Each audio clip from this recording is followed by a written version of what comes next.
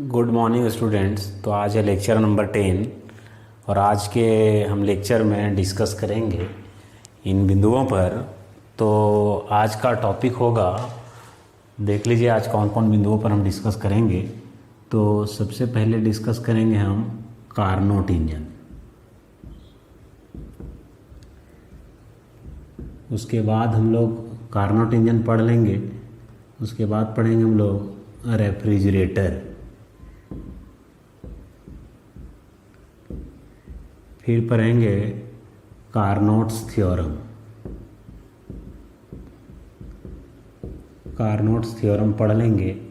फिर पढ़ेंगे limitations of first law of thermodynamics. Limitations of first law of thermodynamics. अच्छा, इसके बाद बच जा रहा है सेकेंड लॉ ऑफ थर्मोडायनेमिक्स। तो सेकेंड लॉ ऑफ थर्मोडायनेमिक्स आइए अब हम एक एक करके डील करें, देखते हैं। तो सबसे पहले है हमें कार्नोट इंजन देखना है। तो कार्नोट इंजन, तो कार्नोट इंजन में हमें पढ़ना क्या क्या है ना, उन बिंदुओं पर आते हैं। अब कार्नोट इंजन में हमें क्या क्या पढ़ना है। तो कार्नोट इंजन सबसे पहले क्या है, इसका डेफिनेशन देखेंगे, फिर कंस्ट्रक्शन देखेंगे, फिर ये कैसे काम करता है सो देखेंगे, है ना। एक एक करके आते हैं, देखते हैं। तो इसके डिफरेंट पार्ट्स जो हो गए पढ़ेंगे हम लोग। सबसे पहले डेफिनेशन, देन कंस्ट्रक्शन। हाँ, अच्छा, कंस्ट्रक्शन के बाद पढ़ेंगे हम लोग इसका वर्किंग, फिर पढ़ेंगे इसका एफिशिएंसी।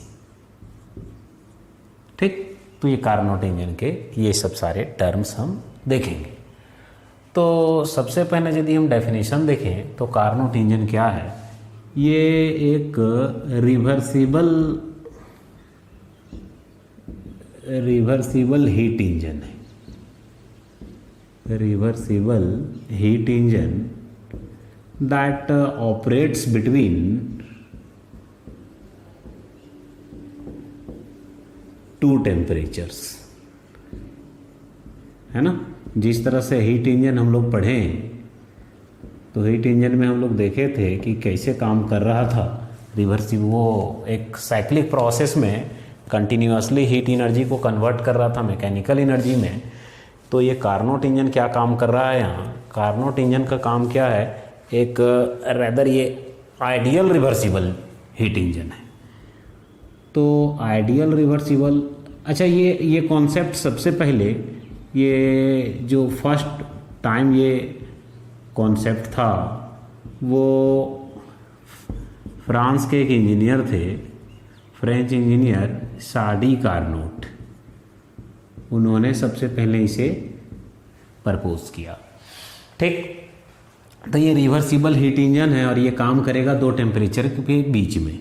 जैसे कि ये हो गया T1 सोर्स, हाँ, और T2 हो गया सिंक। अच्छा, आगे बढ़ते हैं। उसके बाद आते हैं हम लोग, अच्छा, डेफिनेशन क्लियर हो गया कि ये आइडियल रिवर्सिबल हीट इंजन है जो ऑपरेट करेगा दो टेम्परेचर के बीच में। किसके किसके बीच, सोर्स और सिंक के बीच में।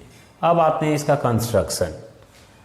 तो इसका कंस्ट्रक्शन जो है क्या है सो देखिए कैसे। तो ये कार्नोट इंजन जो बना, इसका कंस्ट्रक्शन वाला पार्ट में आप देखें तो सबसे पहले एक सिलेंडर होगा और इस सिलेंडर के वाल्स जो होंगे सो कंडक्टिंग वाल्स होंगे। तो ये सिलेंडर हुआ इसका, और ये मुख्य रूप से 5 पार्ट होंगे इसका, है ना। कार्नोट इंजन के 5 इसेंशियल पार्ट्स जो हैं, तो ये हो गया एक सिलेंडर, और ये पिस्टन, यहाँ होगा वर्किंग सब्सटेंस। तो क्या हो गया, ये मूवेबल पिस्टन हो गया, फ्रिक्शनलेस पिस्टन होगा। अच्छा, ये हो गया वर्किंग सब्सटेंस, वर्किंग सब्सटेंस। अच्छा, और ये जो वाल होगा, ये कंडक्टिंग वाल्स होते हैं यहाँ पर, ये हो गया कंडक्टिंग वाल्स। अच्छा, इसके बाद इसके और इसेंशियल पार्ट्स में हम आते हैं, तो इसके और इसेंशियल पार्ट्स में आ जाएगा स्टैंड इसका। तो इसका ये हो गया, एक और इसका मेजर पोर्शन हो गया सोर्स, जिसको हॉट रिजर्वायर कहते हैं एट टेम्परेचर T1, और ये हो गया सिंक, जिसको कहते हैं cold reservoir at some temperature T2। अच्छा, एक पार्ट और बच जा रहा है, तो वो ये पार्ट एक बच जा रहा है, वो होता है इंसुलेटिंग स्टैंड। तो हम ब्लॉक डायग्राम से दर्शा रहे हैं, ये स्टैंड बना नहीं रहे। ये हो गया इंसुलेटिंग स्टैंड। तो इस प्रकार हम कह सकते हैं कि इसके कंस्ट्रक्शन में 5 इसेंशियल पार्ट्स होंगे। हाँ, 5 एसेंशियल कंपोनेंट्स या पार्ट्स। तो सबसे पहला में ये हो गया एक सिलेंडर, दूसरा में हो गया वर्किंग सब्सटेंस। अच्छा, उसके बाद हो गया insulating stand,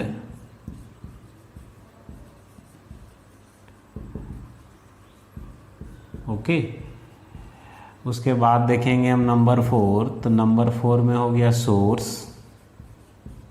which is at T1, and number 5 is the sink which is cold reservoir at temperature T2। तो इसके बाद हम इसका वर्किंग समझेंगे कि ये काम कैसे करता है। तो ये हो गया कि कार्नोट इंजन क्या है। तो कार्नोट इंजन क्या है, एक आइडियल रिवर्सिबल हीट इंजन है that actually operates between 2 temperature T1 that of source and T2 that of the sink. तो ये जो काम करता है, तो इसका अब हम देखेंगे वर्किंग। तो बच्चों, इसका वर्किंग जो होगा ये कार्नोट साइकिल पर आधारित है ना। इसका वर्किंग जो है, आप देखिए इसका वर्किंग में क्या है, कैसे काम करना है। तो कार्नोट इंजन जो काम करता है वो इसका वर्किंग एक कार्नोट साइकिल पर आधारित है। और कार्नोट साइकिल में क्या होगा, सीरीज ऑफ ऑपरेशंस होता है। कार्नोट साइकिल जो है ये सीरीज ऑफ ऑपरेशन में होगा। 2 आइसोथर्मल प्रोसेस होगा। यहाँ एक बार आइसोथर्मल एक्सपेंशन होगा, एक बार आइसोथर्मल कंप्रेशन होगा। उसके बाद 2 एडियाबैटिक प्रोसेस, 2 एडियाबैटिक प्रोसेस, यानी कि एक बार एडियाबैटिक एक्सपेंशन होगा और एक बार एडियाबैटिक कंप्रेशन होगा। तो ये 4 प्रोसेस मिलके एक साइकिल पूरा करेंगे। तो जैसे 4 कौन कौन प्रोसेस हो जाएगा, एक हो जाएगा आइसोथर्मल एक्सपेंशन एक। अच्छा, नंबर 2 में होगा आइसोथर्मल कंप्रेशन, और नंबर 3 में होगा एडियाबैटिक एक्सपेंशन, एडियाबैटिक एक्सपेंशन। और एक और जो यहाँ प्रोसेस होगा वो होता है एडियाबैटिक कंप्रेशन।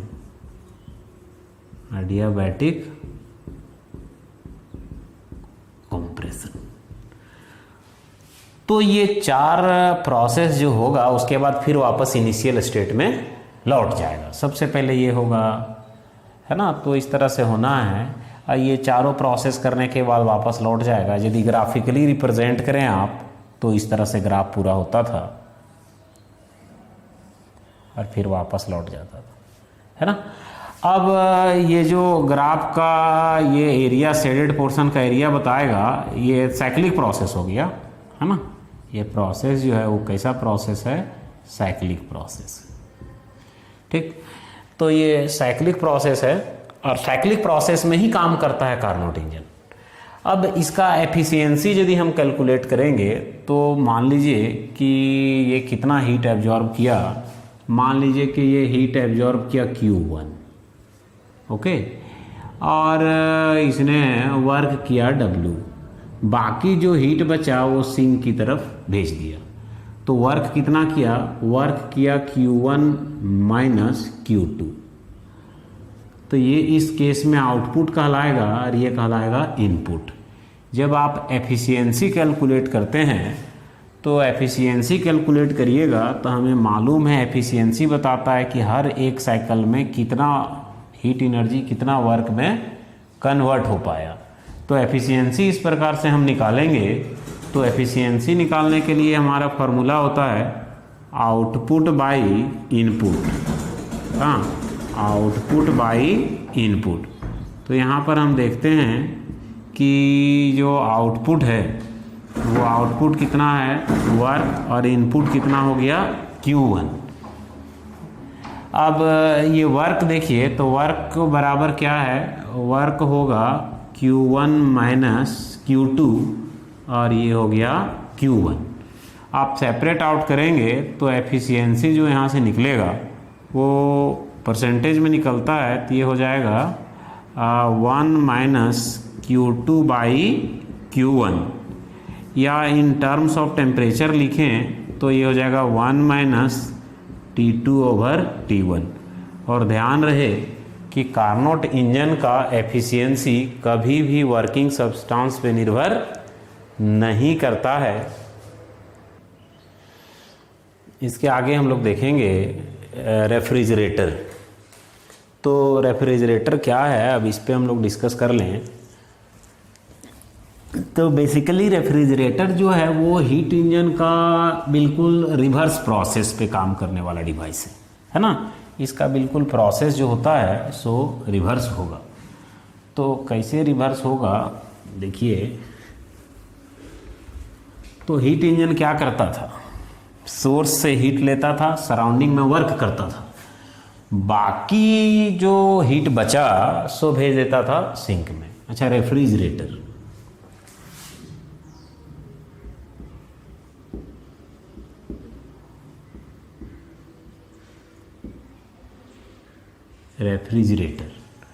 तो रेफ्रिजरेटर बिल्कुल क्या हो गया, ये आप कह सकते हैं कि रिवर्स प्रोसेस ऑफ, या इन्वर्स प्रोसेस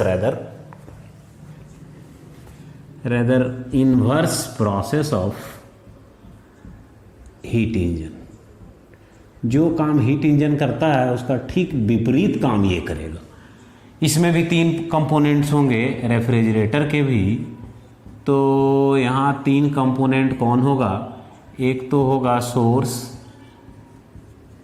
और दूसरा होगा सिंक, और नंबर 3 होगा वर्किंग सब्सटेंस। ओके, अब देखिए काम कैसे करना है और नहीं करना है। तो हमें मालूम है कि ये सोर्स हो गया, या इसी को हम लोग कहते हैं hot reservoir. Hot reservoir at temperature T1।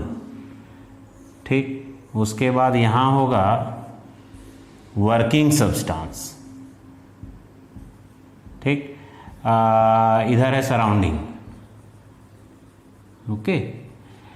Then अच्छा ये पार्ट जो ये हो गया सिंक, और सिंक को कहते हैं हम लोग कोल्ड रिजर्वायर, कोल्ड रिजर्वायर कहते हैं। और ये टेम्परेचर होगा T2, लोअर टेम्परेचर पर होगा। लेकिन यहाँ फंक्शन क्या है, हीट इंजन में सोर्स से वर्किंग सब्सटेंस हीट ले रहा था, यहाँ ऐसा नहीं है। यहाँ है कि वर्किंग सब्सटेंस सिंक से हीट लेगा, सिंक से हीट ले रहा है। तो मान लीजिए कितना हीट लिया, Q2 हीट लिया, और यहाँ पर सराउंडिंग वर्क कर रहा है इस पे, इलेक्ट्रिक मोटर कहिए आप बाहर से, या कंप्रेसर कहिए, जो कहिए आप, है ना, बाहर से काम करेगा। तो वर्किंग सब्सटेंस पर यहाँ वर्क किया जा रहा है। कितना वर्क होगा, तो ये वर्क मान लीजिए W। अब यहाँ से हीट निकाल कर, और इधर से कुछ वर्क हुआ, वो हीट कहाँ ले जाकर के दे देना है, सोर्स को दे देना है, इस रिजर्वायर को दे देना है। तो यहाँ बिल्कुल प्रक्रिया जो है से उल्टा है। हीट इंजन में हम लोग देख रहे थे सोर्स से हीट लिया जा रहा था और वर्किंग सब्सटेंस वर्क कर रहा था, जो हीट बच जा रहा था सो सिंक में भेज रहा था। लेकिन यहाँ बोल रहा नहीं, कोल्ड वस्तु से ठंडा वस्तु का हीट निकाल करके हॉट रिजर्वायर में भेज देना है। इसके लिए एक्सटर्नल एजेंट की आवश्यकता है, जो मोटर काम करेगा, इलेक्ट्रिक मोटर या कंप्रेसर काम करेगा। तो बिल्कुल रिवर्स प्रोसेस है। तो यहाँ वर्क कितना हुआ, वर्क कितना होगा, तो यहाँ वर्क हो जाएगा आपका Q1 माइनस Q2, है ना, होगा। अच्छा यहाँ इनपुट देखिएगा, तो यहाँ इनपुट कहने का मतलब क्या हो गया कि यदि आप रेफ्रिजरेटर का इनपुट देखिए, तो इस परिस्थिति में यदि आप ये काम क्या कर रहा है, काम कर रहा है कोल्ड रिजर्वायर से निकाल रहा है और हॉट रिजर्वायर में हीट ले जाके दे रहा है। तो इसका हम कोफिशिएंट ऑफ परफॉर्मेंस देखेंगे, इसका निकाला जाता है coefficient of performance, coefficient of performance of a refrigerator. तो किसी रेफ्रिजरेटर का कोफिशिएंट ऑफ परफॉर्मेंस जो निकालते हैं उसको किससे डिनोट करते हैं विद्यार्थियों, उसको डिनोट करते हैं हम लोग बीटा से। और बीटा जो होगा ये हो गया कि यहाँ से ये हीट कितना निकाला और इस पे वर्क कितना किया गया, ठीक। और Q2 तो है Q2, और वर्क बराबर कितना निकल करके आएगा, वर्क बराबर निकल कर आएगा Q1 minus Q2। In terms of temperature आप डील करने जाएंगे, इसे सेपरेट करेंगे तो आपका निकल करके आ जाएगा ये वैल्यू, कोफिशिएंट ऑफ परफॉर्मेंस बराबर Q2 over Q1 minus Q2 by, अच्छा ऐसे ना करें आप, तो इन टर्म्स ऑफ टेम्परेचर भी यदि लिखें तो T2 by T1 minus T2 हो जाएगा। तो ये हो गया refrigerator, the complete inverse process of heat engine. But this, ये जो पार्ट हो गया इसके 3 बिल्कुल यही पार्ट होंगे, तो रेफ्रिजरेटर भी हो गया। उसके बाद देखिए कार्नोट थ्योरम।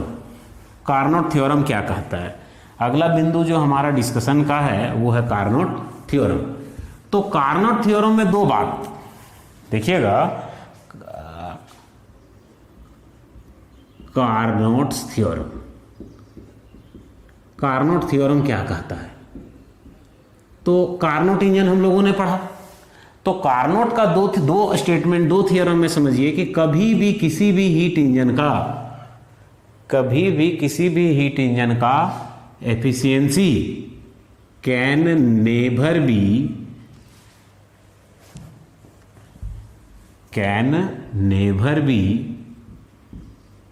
greater than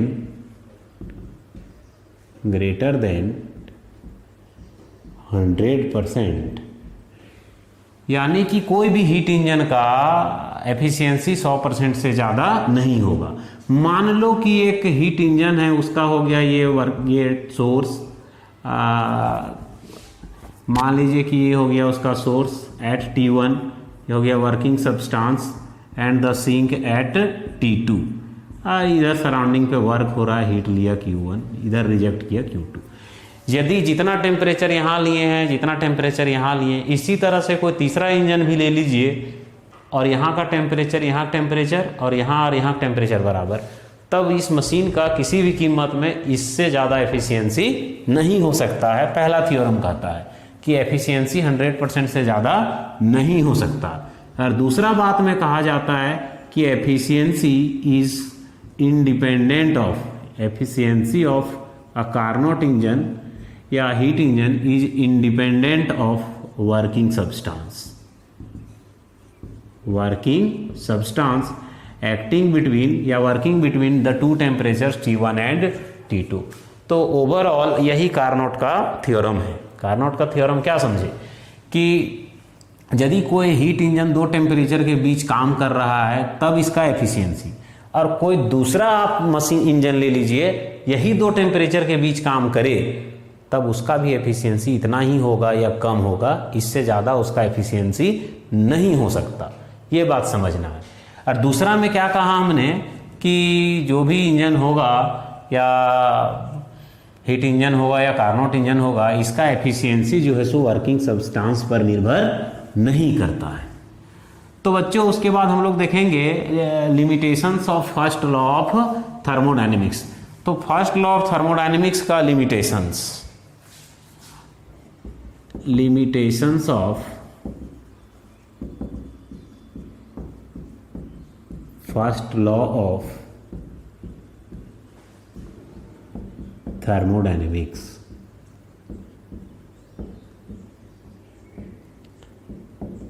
तो सबसे पहले फर्स्ट लॉ ऑफ थर्मोडायनेमिक्स में क्या बताए थे कि ये law of conservation of energy पर आधारित है या वही उसी का कॉन्सिक्वेंस है।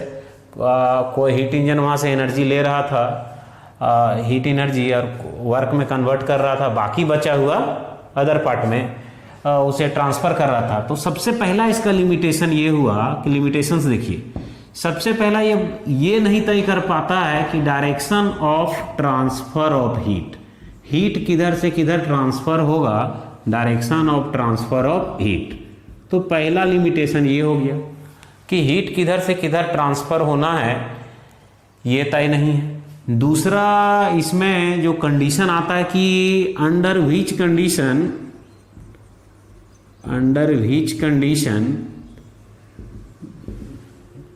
द हीट विल फ्लो या ट्रांसफर, किस परिस्थिति में हीट का ट्रांसफर होगा या हीट फ्लो होगा ये क्लियर नहीं है इसमें। और तीसरा बात जो यहाँ है, ये तीसरा बात निकल कर के आता है कि अमाउंट ऑफ या क्वांटिटी ऑफ या extent to which the heat energy will be converted into work, तो कितना amount of heat energy work में कन्वर्ट हो पाएगा ये भी फर्स्ट लॉ ऑफ थर्मोडायनेमिक्स में क्लियर नहीं है। तो ओवरऑल जब हम लिमिटेशंस का बात करते हैं फर्स्ट लॉ ऑफ थर्मोडायनेमिक्स का, तो 3 लिमिटेशन में हम देखते हैं कि फर्स्ट लिमिटेशन में हमने देखा कि यहाँ पर जो है direction of transfer of heat का मैटर होता है कि यहाँ कितना ट्रांसफ़र होगा। ये clearly it does not indicate the direction of transfer of heat, but in number 2 we can say it does not tell anything about the conditions under which heat can be converted into mechanical energy और transferred, and the other limitation is it does not indicate the extent to which heat energy can be converted into mechanical work। अब हम देखेंगे second law of thermodynamics. तो second law of thermodynamics देखिए क्या है। तो energy conserve है, law of conservation of energy है, तो कभी कभी कई प्रोसेसेस हैं जहां ऑब्जर्व नहीं किया जा सकता। तो सेकेंड लॉ ऑफ थर्मोडायनेमिक्स को क्या किया गया, ये क्या है, इसको 2 तरीके से समझ सकते हैं। सेकेंड लॉ ऑफ थर्मोडायनेमिक्स 2 तरीके से देखिए, इन 2 वेज। पहला जो केल्विन का स्टेटमेंट है, केल्विन स्टेटमेंट, ये हीट इंजन को लेकर है। दूसरा स्टेटमेंट क्लॉसियस का स्टेटमेंट, और ये स्टेटमेंट रेफ्रिजरेटर को लेकर के। तो क्या क्या है स्टेटमेंट, सो समझिए। तो केल्विन का स्टेटमेंट जो हीट इंजन को लेकर के है, इसमें इनका कहना है कि यहाँ पर जो होगा कि हीट ट्रांसफ़र जो हो रहा है या कोई भी ऐसा प्रोसेस संभव नहीं है जहाँ पर कंप्लीटली, जैसे कि हीट इंजन में हम लोग देखे थे, ये था हॉट रिजर्वायर सोर्स, फिर यहाँ था वर्किंग सब्सटेंस, फिर यहाँ था सिंक, और इधर वर्क हो रहा था सराउंडिंग में। तो कोई ऐसा आज तक इंजन बना नहीं या कोई प्रोसेस हो भी नहीं सकता जो जितना अमाउंट ऑफ हीट यहाँ से ले उसको पूरी तरह से वर्क में कन्वर्ट कर दे।